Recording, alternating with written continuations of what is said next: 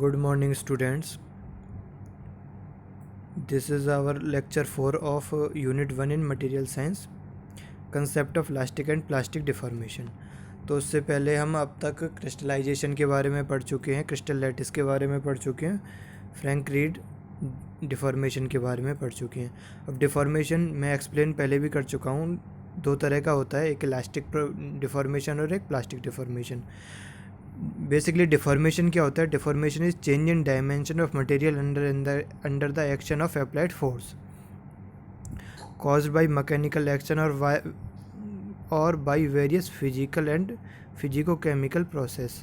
यानी कि किसी भी एक्सटर्नल फोर्स की वजह से जब डायमेंशन में चेंज होता है मटेरियल के में, तो उसे हम डिफॉर्मेशन कहते हैं. अब डिफॉर्मेशन दो तरह का होता है, एक इलास्टिक डिफॉर्मेशन, एक प्लास्टिक डिफॉर्मेशन.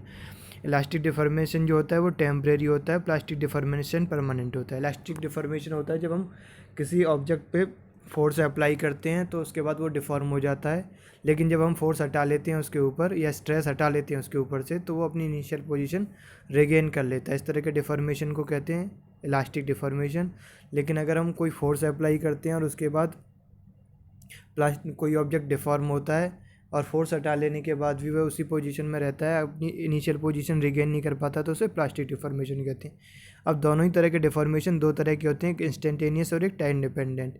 यानी कि अगर फोर्स, ये डिफॉर्मेशन जितने भी होते हैं फोर्स अप्लाइड पे डिपेंड करते हैं. अगर इंस्टेंटेनियस फोर्स अप्लाइड है तो इंस्टेंटेनियस डिफॉर्मेशन होगा, और अगर टाइम के साथ ग्रेजुअली अप्लाइड फोर्स है या कंटिन्यूस फोर्स है तो डिफॉर्मेशन भी उसी तरह का होगा. इलास्टिक डिफॉर्मेशन क्या होता है? It disappears when load is removed and take place before plastic deformation. Plastic deformation जब तक ना हो तब तक, उससे पहले अगर हम लोड को रिमूव कर लेते हैं तो इस तरह के डिफॉर्मेशन को इलास्टिक डिफॉर्मेशन कहते हैं. इसमें स्ट्रेन और स्ट्रेस के बीच में एक रिलेशनशिप होता है. Strain directly proportional to stress होती है, जिसे हम हुक्स लॉ बोलते हैं, और ratio of stress to strain, यानी स्ट्रेस अपॉन स्ट्रेन को यंग्स मॉडुलस ऑफ इलास्टिसिटी बोला जाता है. shear stress produce shear strain and ratio of shear stress to shear strain is shear modulus of rigidity, जिसे G से represent करते हैं, और यंग्स मॉडुलस ऑफ रिजिडिटी को E से रिप्रेजेंट किया जाता है. तो ये बेसिक चीज़ हैं इलास्टिक डिफॉर्मेशन के बारे में. जैसा कि हमने डायग्राम में दिखाया हुआ है, अगर ऑब्जेक्ट के बीच में पे दो साइड में फोर्स लग रहे हैं अपोजिट डायरेक्शन में, लेकिन फोर्स की लाइन ऑफ एक्शन एक ही है, तो उस तरह का जो डिफॉर्मेशन होता है वो या तो टेंसाइल डिफॉर्मेशन या कंप्रेसिव डिफॉर्मेशन होगा.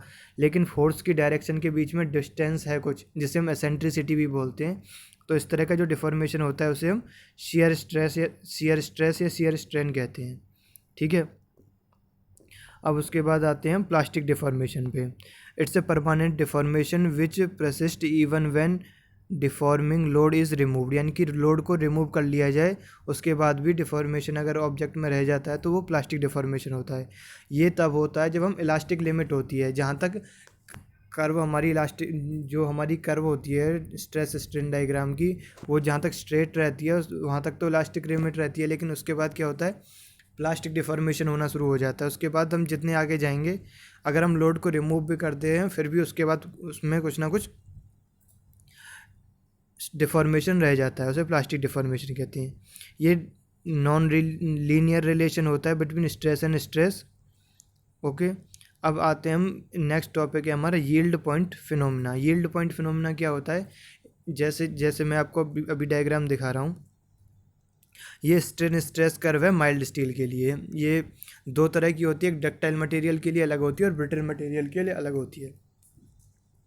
अब ये डक्टाइल मटेरियल की है, जहाँ तक हमें ओरिजिन से स्टार्ट करके जहाँ तक सीधी लाइन दिखाई दे रही है वो होती है हमारी इलास्टिक रेंज. और उसके बाद जो पॉइंट आता है जहाँ तक स्ट्रेट लाइन है उसे बोलते हैं इलास्टिक लिमिट. इलास्टिक लिमिट के बाद एक थोड़ी सी कर्व लाइन आती है और उसके बाद जो पॉइंट आता है उसे बोलते हैं यील्ड पॉइंट.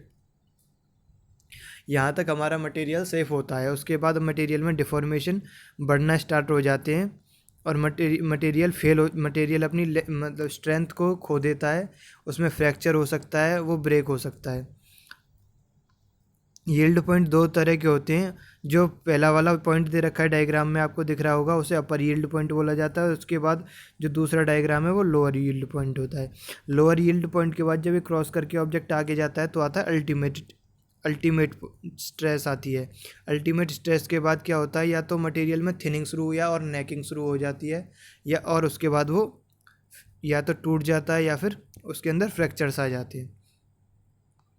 तो यील्ड पॉइंट के बाद ऑब्जेक्ट जो मटेरियल होता है उसकी थिनिंग स्टार्ट हो जाती है, यानी कि उसका जो जिस डायरेक्शन में फोर्स लग रहा है उसके परपेंडिकुलर जो डायरेक्शन है उसमें उसकी जो विड्थ है वो कम होने लग जाती है, थिनिंग होने लग जाती है।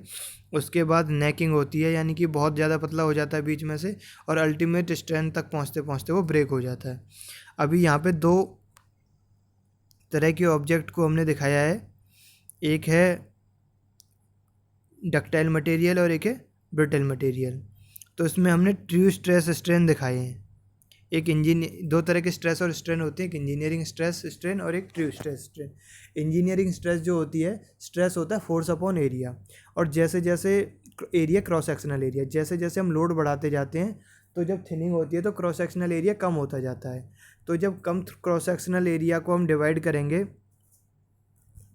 फोर्स से तो क्या होगा कि स्ट्रेस हमारी आएगी ज़्यादा, लेकिन जो एक्चुअल क्रॉस सेक्शनल एरिया पहले था उसी से डिवाइड करेंगे तो स्ट्रेस हमारी कम रहती है। अगर फोर्स बढ़ रहा है तभी स्ट्रेस बढ़ेगी, अदरवाइज़ नहीं बढ़ेगी।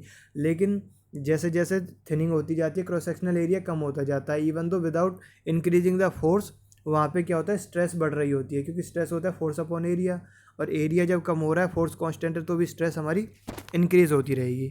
तो ये रिलेशनशिप दिखाया गया है हमारा ट्रू स्ट्रेस और ट्रू स्ट्रेन में, और इंजीनियरिंग स्ट्रेस और इंजीनियरिंग स्ट्रेन में।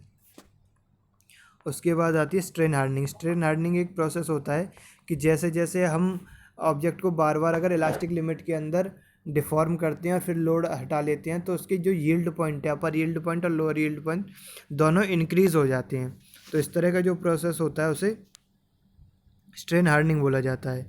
When material is loaded in any direction it experience linear elastic deformation till elastic limit. If load is removed, materials come back to its initial original shape and size, and curve will retreat back loading path. If material is further loaded, यानी कि beyond yield stress strain, यानी कि या beyond elastic stress जब हम इसे ले जाते हैं, slight plastic deformation occurs leading to small permanent deformation. तो थोड़ा सा उसका शेप में चेंज आ जाता है। उसके बाद जब हम उस लोड को हटा लेते हैं तो और दोबारा हम लोड अप्लाई करते हैं उसकी, तो हम देखते हैं उसकी इलास्टिक लिमिट और यील्ड स्ट्रेस जो होते हैं वो दोनों बढ़ जाते हैं। तो इस तरह की जो प्रोसेस होती है उसे हम स्ट्रेन हार्डनिंग प्रोसेस बोलते हैं। इससे क्या होता है, मटेरियल की स्ट्रेंथ बढ़ जाती है थोड़ी सी। इसके बाद अगर हम बात करें तो नेक्स्ट टॉपिक है हमारा बॉशिंगर इफेक्ट या इलास्टिक हिस्टेरेसिस। हिस्टेरेसिस आपने 12th क्लास में पढ़ी होगी इलेक्ट्रिसिटी के चैप्टर में।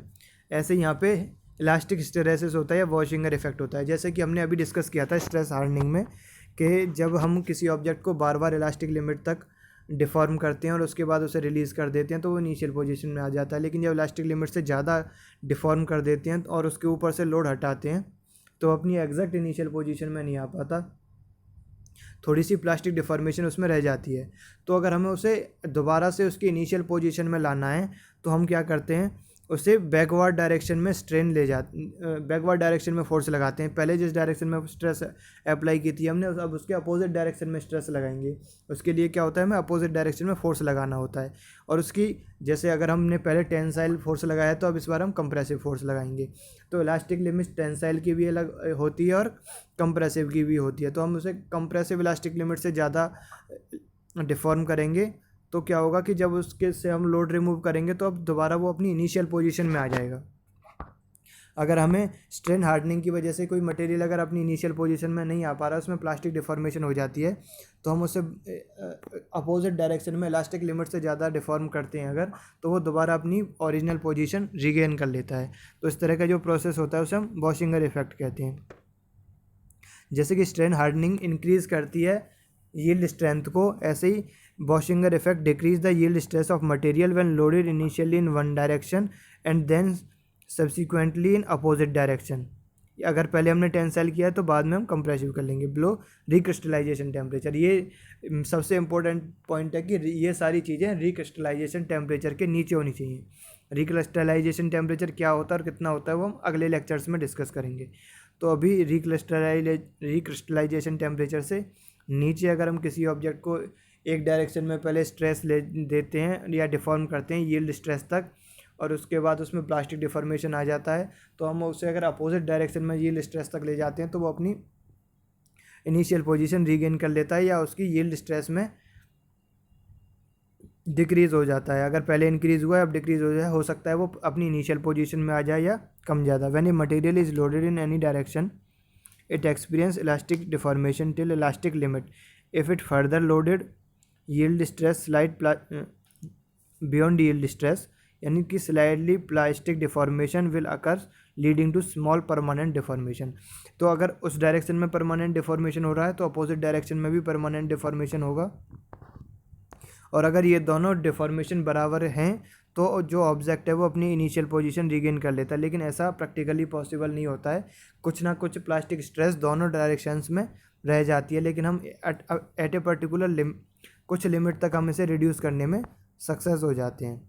तो हम नेक्स्ट लेक्चर में हम पढ़ेंगे इसके बारे में, स्ट्रेन हार्डनिंग के बारे में और डिटेल में पढ़ेंगे, सीजनल क्रैकिंग के बारे में पढ़ेंगे, recrystallisation, grain growth, cold working, hot working, ये सब क्या होता है, इन सब चीज़ों के बारे में नेक्स्ट लेक्चर में हम डिस्कस करेंगे। ओके, इस लेक्चर में इतना ही। Thank you.